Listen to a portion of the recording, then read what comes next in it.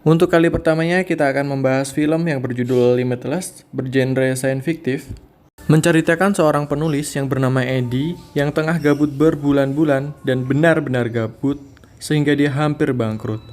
Untung saja dia memiliki seorang kekasih bernama Lindy. Namun, pada obrolan siang itu, Lindy memutuskan untuk meninggalkan Eddie. Eddie yang tak terima mencoba membujuk bahkan melamar Lindy. Dan Lindy menjawab dengan cukup jelas. Setiap makan saja selalu saya yang bayar, ucap Lindy.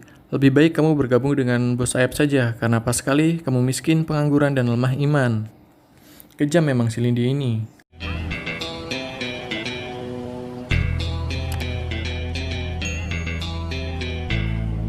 Berhubung dan dihubung-hubungkan keadaan yang belum sepenuhnya normal, maka kami memutuskan untuk mereview sebuah film, atau lebih tepatnya merangkum sebuah film.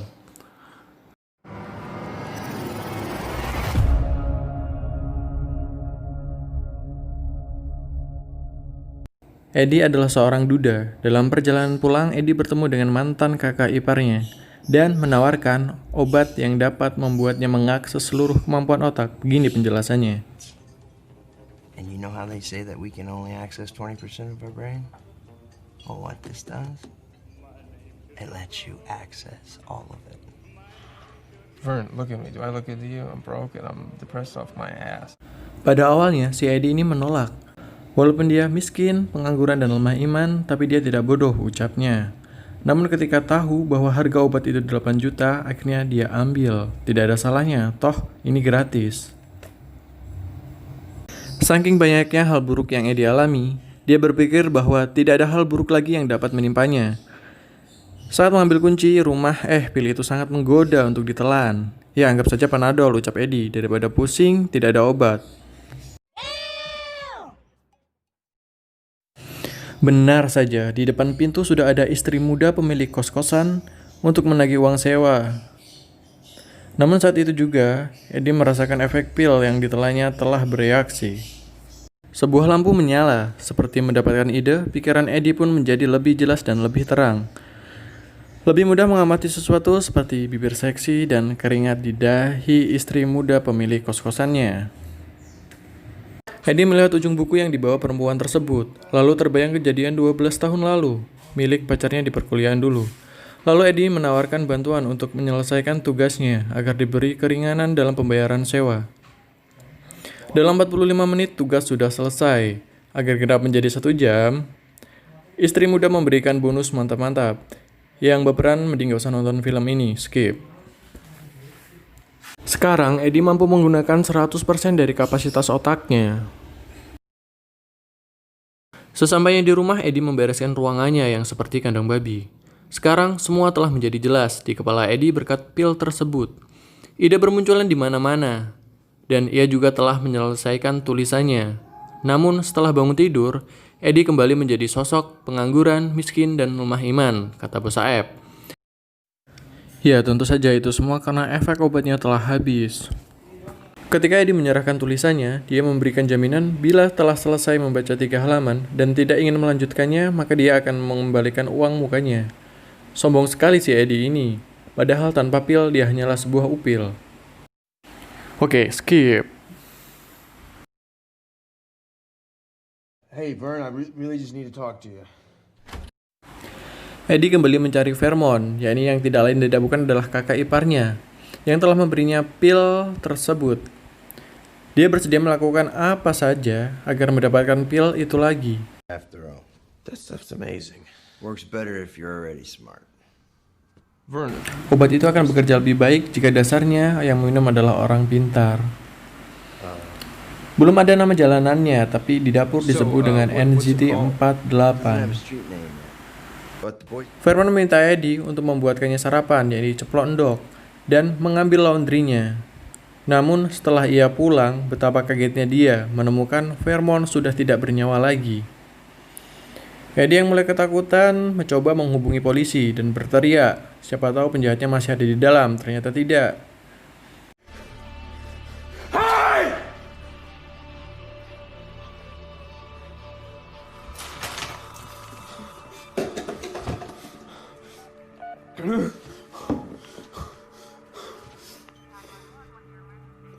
I need to report a murder.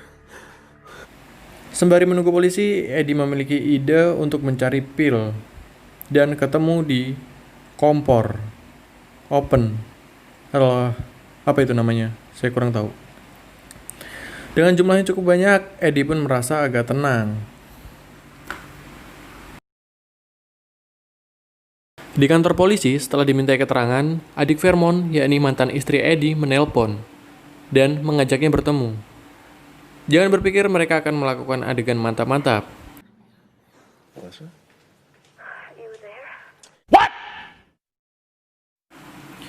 Dari percakapan mereka sudah jelas bahwa yang berhubungan dengan pil tersebut akan mengalami hal buruk, entah itu efeknya atau dikejar orang-orang yang menginginkan pil NZT itu. Entah siapa pria ini, tapi sepanjang film, pria ini akan mengikuti Eddie. Eddie meminum pilnya setiap hari tanpa tahu apa efek sampingnya. Tapi setelah meminum pil tersebut, Eddie benar-benar mampu menggunakan 100% kapasitas otaknya. Dan dapat menyelesaikan tulisannya, ahli piano dalam 3 hari, judi yang selalu ia menangkan, mampu menguasai bahasa asing, namun ia berpikir dapat melakukan hal yang lebih besar dari ini. Apa itu? Itu adalah reproduksi. Ibu jancuk! Eddie yang mendadak tahu segalanya disukai banyak orang. Dengan mudah masuk ke lingkungan baru dan diajak liburan tentu saja menggunakan pesawat jet. Eddie ingin melakukan hal besar lainnya, tentu saja dia membutuhkan modal yang banyak juga. Karena bank tidak mungkin meminjamkan uang, ia menemui seseorang dengan jumlah pinjaman sekitar 1,3 miliar. Ia mengatakan dapat melipat gandakannya dalam 3 hari berturut-turut. Sebagai jaminan, jika dia berbohong, dia setuju akan dikuliti hidup-hidup, di mana itu tentu saja akan membuatnya mati lemas. You don't die from this. You suffocate. Good luck.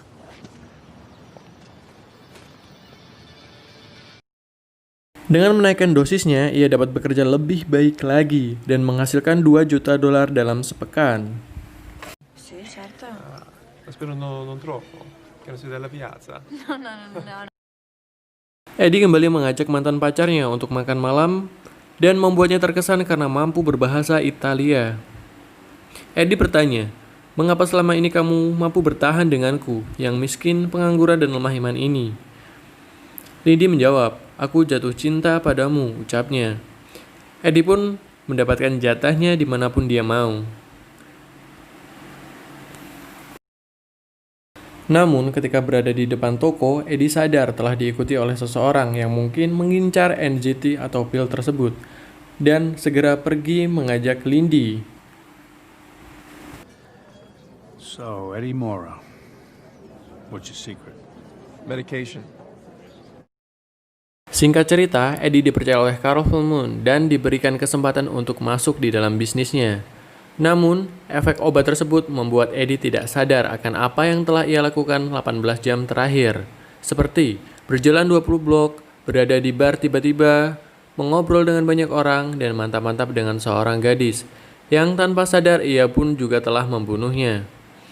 Eddie juga mampu melawan sekelompok begajulan hanya karena ia telah melihat Bruce Lee di televisi.